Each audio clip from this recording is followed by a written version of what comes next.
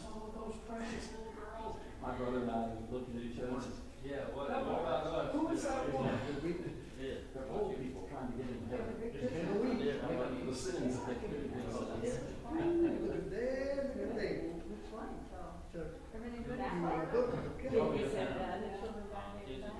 Yes, ma'am. Okay. They all in class. All right. I don't know what Miss Janice is fixing to do, but My daughter and mom, when they did traditional sugar, they took the powdered sugar on top, brown ones. What, do you keep it busy? Okay, yeah, they're like. Yes, sir. You can't make It's it. brown sugar for them, lead with, Getting stuff to work on now, this time of year. Next time you weigh Yep. one of their names. That's always the excuse, it's too much miles. yes. Go figure. Right. How much y'all get? Yeah, you put that on our agenda. Also, getting stuff to work on now, this time of year. That's always the excuse, it's too much miles. Yes. Go figure. How much y'all get? Also, getting stuff to work on now, this time of year. That's always the excuse, it's too much miles. Yes. Also, getting stuff to work on now, this time of year.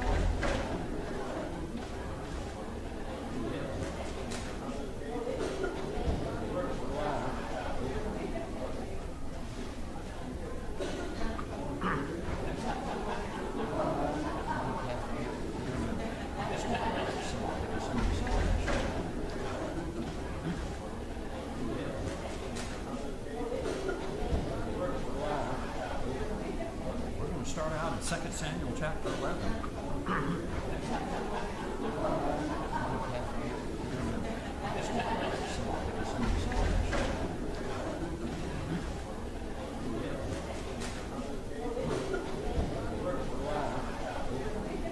We're going to start out in 2 Samuel chapter 11.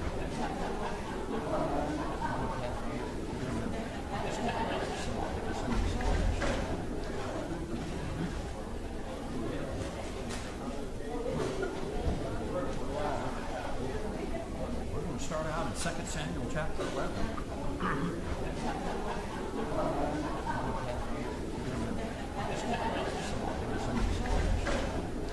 Looking at David and Bathsheba.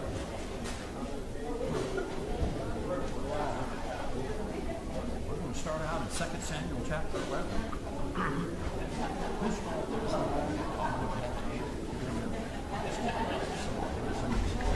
Something tempts you. Looking at David and Bathsheba. And by the way, what is temptation here?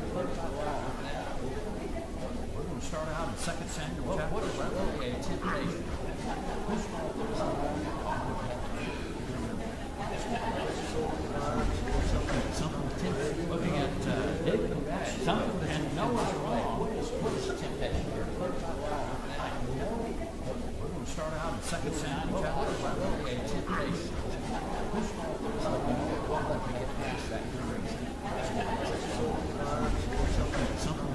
Looking at David and Bathsheba, and it's amazing how many things by the way, we're going to start out in second Samuel. Is that a temptation? Because temptation means actually, it's not temptation. Something tempting. Looking at David and Bathsheba, and it's amazing how many things there is no temptation.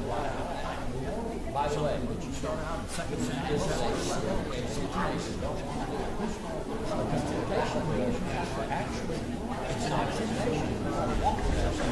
Somebody's got to lie in there. And it's amazing how many things there is no temptation. By the way, would you start out in second Samuel? Is that a temptation? No temptation. Because temptation means actually, it's not temptation. Somebody's got to lie in there. And it's amazing how many things there is no temptation.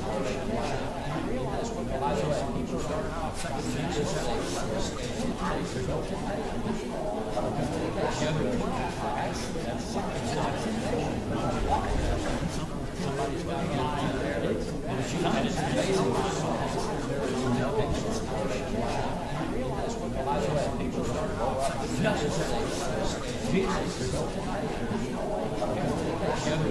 Because temptation means actually, it's not temptation. Then he said, here's the Savior. Somebody's got to understand that. And it's amazing that he has really no temptation. By the way, people start out just like Jesus is no temptation. Give us instructions. It's not temptation. Then he said, here's the Savior. Somebody's got to understand that. And it's amazing that he has really no temptation. By the way, people start out just like Jesus is no temptation. Give us instructions. It's not temptation. Then he said, here's the Savior. Somebody's got to understand that. And it's amazing that he has really no temptation.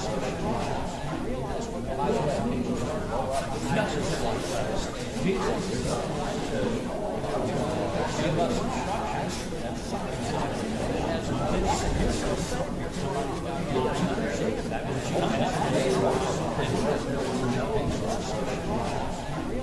By the way, people start out just like Jesus is no temptation. Give us instructions. It's not temptation. Then he said, here's the Savior. Somebody's got to understand that. And it's amazing that he has really no temptation. By the way, people start out just like Jesus is no temptation. Give us instructions. It's not temptation. Then he said, here's the Savior. Somebody's got to understand that. And it's amazing that he has really no temptation. See somebody, just like Jesus is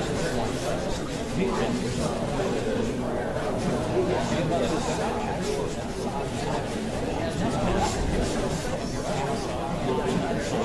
Somebody's got to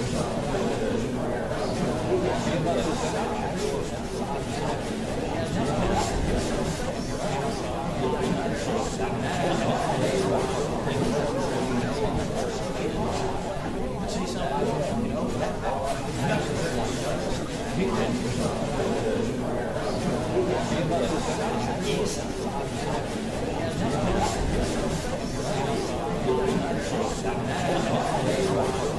Jesus is no temptation. Give us instructions. Then he said, here's the Savior. Somebody's got to understand that. And it's amazing that he has really no temptation. See somebody, 2 stars. Jesus is no temptation. Give us instructions. Then he said, here's the Savior. Somebody's got to understand that. And it's amazing that he has really no temptation. See somebody, 2 stars. Jesus is no temptation. Give us instructions. Then he said, here's the Savior. Somebody's got to understand that.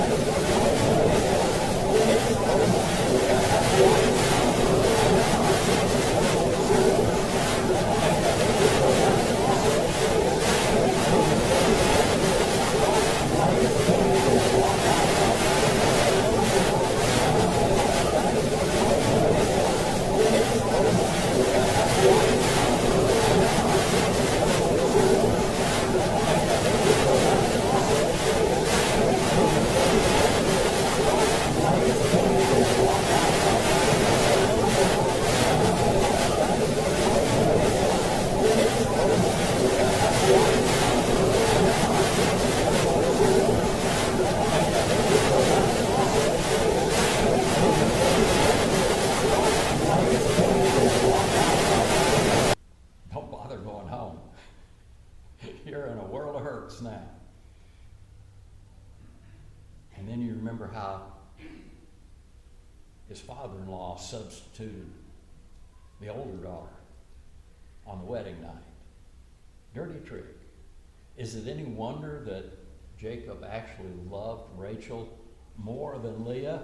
I mean, that was the one he had been in love with for years, he had worked for, and then his father-in-law cheated him.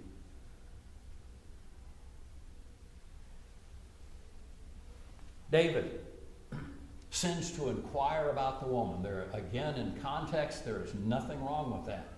Who is she? Verse 3, 2 Samuel 11, verse 3. And someone told him, is this not Bathsheba, daughter of Eliam, the wife of Uriah the Hittite? Okay. More of that boring history. Who are the Hittites? Where'd they come from? Hittites were one of the world's superpowers up in what we think of as Turkey. During the time of Abraham, and Isaac, and Jacob, Egypt, one of the other world superpowers, is constantly warring with the Hittites. And they finally basically called a truce and said, look, okay, we'll just kind of share that land along the coast of Israel. And then, of course, the Jewish people objected to that, said, you're not sharing us and our land. And so they kind of fought them both off. But this period of time is called the Bronze Age. There is a massive, the time of Abraham and Isaac and Jacob is the late Bronze Age. This is the world having kind of like the 20th, 21st century. Massive international trade, everything's going well, and then it all falls apart. And it's still widely discussed what all happened there, but something, either some invaders or disease or something massive like the Black Plague wiped out much of Europe many years ago. Something ended that Bronze Age. And the Hittite Empire is one of those that collapses and never really recovers. Egypt recovers and continues to do well and dominate the world. Even in David's time, they're a threat to David and his kingdom. But the Hittites, they're the guys that used to be important and powerful. What's interesting is to think about this. Here is a man, a Hittite warrior, in a nation that's declining, and he has come in contact with the nation of Israel. And which side does he choose? He chooses Israel and God's people. He marries Bathsheba. He goes to war. He becomes one of the prize warriors in David's army. And by the way, if you will read very carefully through this period of time in the Old Testament, there are several soldiers in David's army that are well known as being great warriors from other nations and cultures. They said, hey, there's something about you and your people, and we want to fight for you. This is Bathsheba, the daughter of Eliam, the wife of Uriah the Hittite. Here's a warrior that is chosen to fight with David as his king and with God's people. Now the problem begins. Verse 4. David sends messengers and he takes her. When she came to him, he lay with her. When she had purified herself from her uncleanness, she returned to her house, and the woman conceived. And she sent and told David, I am pregnant. Now, the problem. So what do? Well, 2 Samuel 11, verse 6. David has a plan. I've talked before about the good idea fairy. I'm sure Eddie has met him a time or two in the Army. The good idea fairy. Somebody comes along and says, I have a wonderful idea, and it's the dumbest thing you've ever heard, but boy, are we going to do that. David says to Joab, who's Joab? Commander-in-chief. Okay, he's the 5-star general. He's the man that commands all the armies of Israel. David's right-hand man. He sends to Joab and he says, send me Uriah the Hittite. Well, that's nothing unusual. Senior generals are used to the idea, hey, one of your star warriors? Okay, obviously David wants a report from one of the guys that fights on the front lines and is known as one of the best. No problem. So Joab sent Uriah to David. When Uriah came to him, David asks all the right questions. Verse 7, concerning the welfare of Joab and the people and the state of the war. Uriah has no clue what's going on here.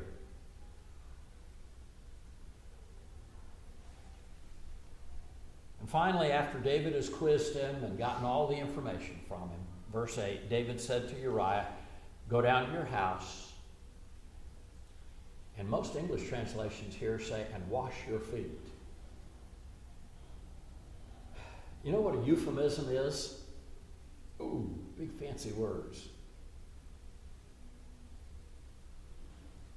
By the way, most translations will not say that something so bold as back there when David and Bathsheba met. Most of them say he slept with her. That's a euphemism. It wasn't sleeping that was the focus of them being together, was it? Oh, well, we politely don't say that. I mean, it would be rude to just come out and say they were having sex. That's a euphemism. And David uses one. He says, Uriah says, go home and wash your feet. Go home and relax at home with your wife. What's he trying to get him to do? He wants him to go home and be with his wife and sleep with his wife. Why? Because that would cover up David's sin.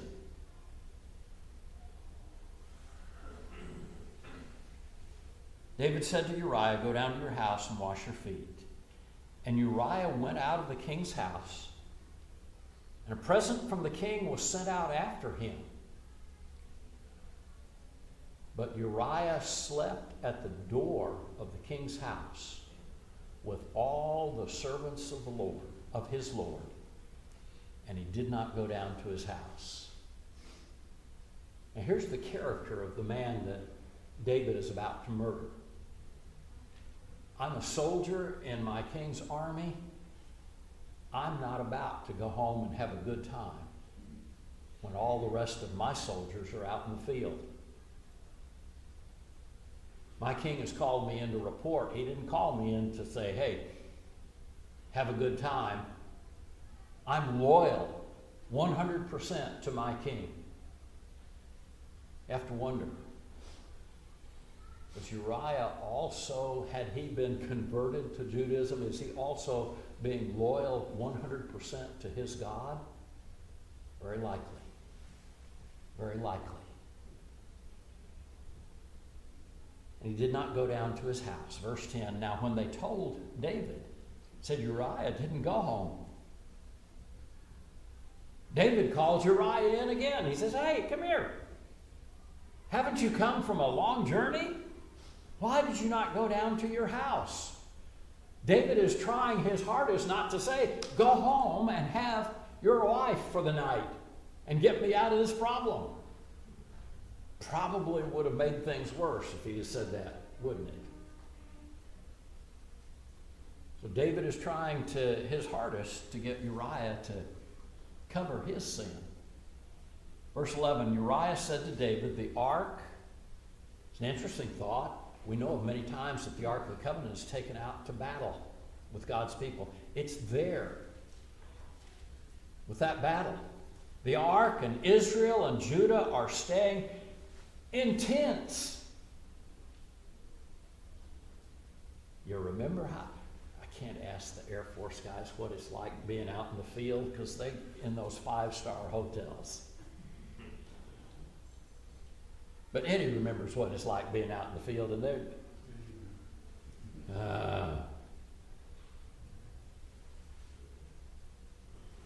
the Ark and Israel and Judah are staying in temporary shelters. They're living in tents out in the field. My lord Joab and the servants of my lord are camping in the open field. Shall I then go up to my house to eat and drink and lie with my wife? He just comes out and says it, doesn't he? Uriah says, there's no way I'm going to betray my fellow soldiers and enjoy comforts at home while they're out there in the middle of a war. You might remember when Saul was after David, David wanted a drink of water, that what happened there, he refused it.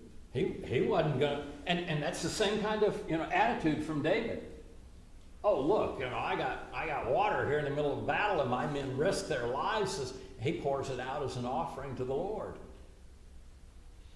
That kind of sacrifice is to be honored from his soldiers. This time he doesn't. And Uriah makes it even worse. Look how he ends verse 11. By your life and the life of your soul, I will not do this thing, Uriah says. There is no way I'm going to betray my king, my fellow soldiers, my commander, Israel and Judah, and the Ark of the Covenant of my God. There's no way I'm going to betray all that.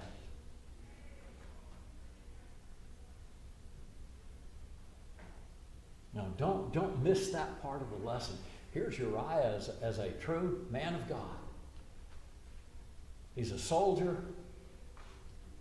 He's a man that deserves our utmost admiration. He deserves his king's utmost admiration too, doesn't he? Verse 12, David says to Uriah, stay here today also, and tomorrow I will let you go. David gives up. He says, okay, look, no problem. You just stay here at the palace, and I will send you back tomorrow. So Uriah remained in Jerusalem that day and the next. And David called him in, and you know what a nasty word betrayal really is? That's we talk, if we were asked to list a bunch of dirty words, I'm sure we could all think of a lot that we've heard, but is there one any worse than betrayal? That's about as ugly a word as there can be. David called him and he ate and drank before David. David made him drunk. In the evening, Uriah, even in his drunken state, refuses to go home. His sense of honor and what's right is so great that he went out to lie on his bed with his Lord's servants, but he did not go down to his house. Now, David's had it now. I can't get this guy any way, shape, form, or fashion to cover my sins, so what's the next thing to do to it? Kill him. Murder him. Yeah. Wow.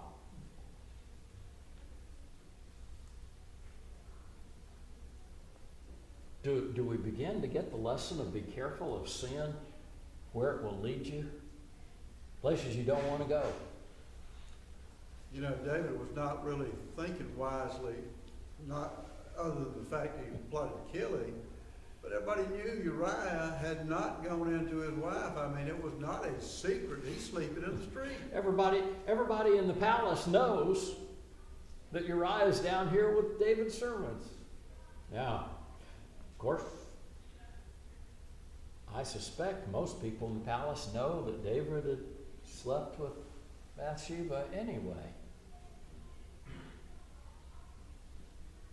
You see a little statement that appears in the New Testament, be sure your sins will find you out. Wow. In the morning, verse 14, David wrote a letter to Joab and sent it by the hand of Uriah. This betrayal thing, it's getting to be an even dirtier word, isn't it? Uriah takes a letter from the king back to his commander, his general, that literally is his own death warrant. David had written in the letter saying, place Uriah in the front line of the fiercest battle and withdraw from him.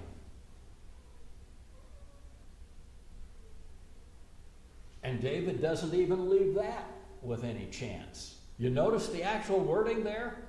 Verse 15. Place Uriah in the front of the fiercest battle, withdraw from him. And this guy's a tough enough warrior. He might survive that. He might continue to fight and the rest of his men rally around him. But David sends explicit directions to Joab, the general. Put him in this position so that he may be struck down and die.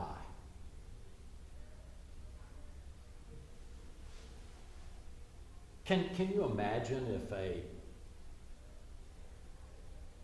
President of the United States, some of y'all are old people. Anybody know who Audie Murphy was? Oh, yeah. Lived next to where he was born.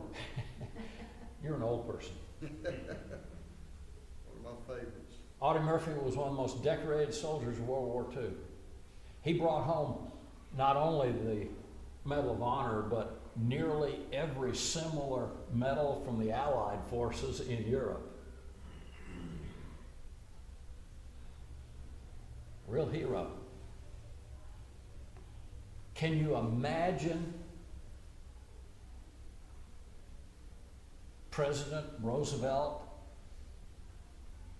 telling the generals, put Audie Murphy out there in the field and pull all the troops away from him and make sure that he dies? I want to be rid of that guy. You suppose somebody would have said something? Hopefully.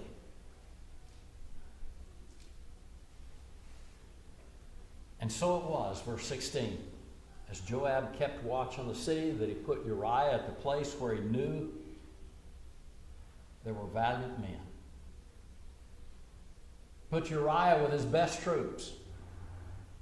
The men of the city went out and they fought against Joab, and some of the people among David's servants fell. And Uriah the Hittite also died.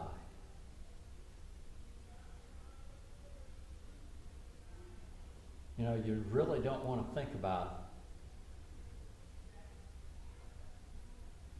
Uriah's final thoughts, because he never knows that he's been betrayed by his own king. And honestly, that's kind of a good thing, isn't it? He dies with all the right attitude, with all the right absolute certain knowledge that he's doing his best for his king and his country, and never knows about the betrayal of his own king. There's a really sad part of the story, isn't it?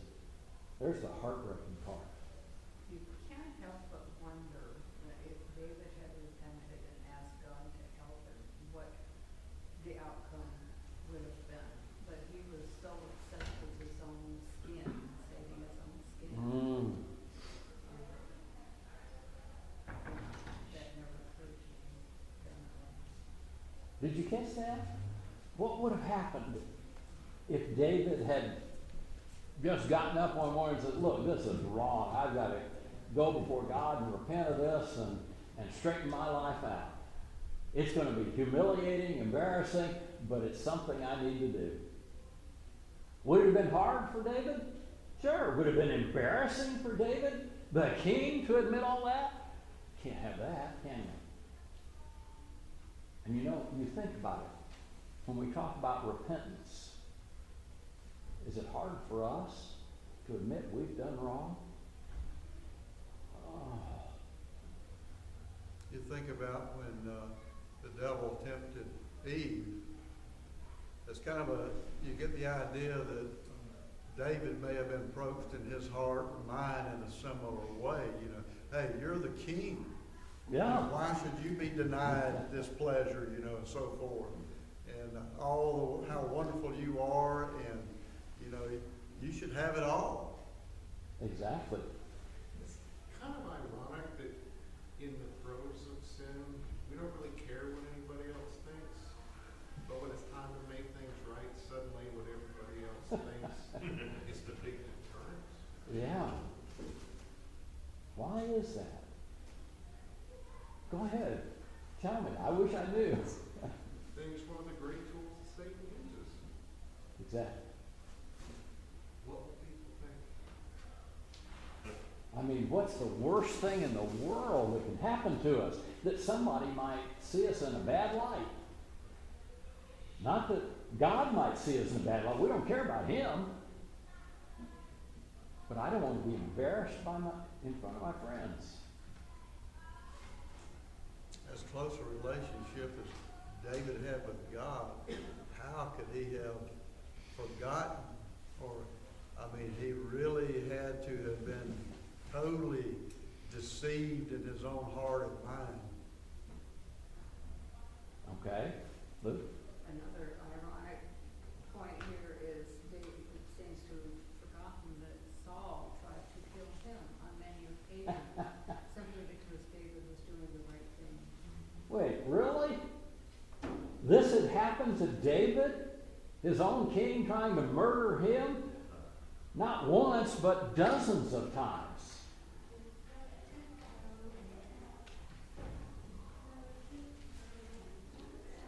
Do you think that still happens among world leaders today? Really? And by the way, just so you know, we're out of time. But just so you know, it gets worse. If you think David is dumb now, just wait. We'll pick it up next week. Thank y'all.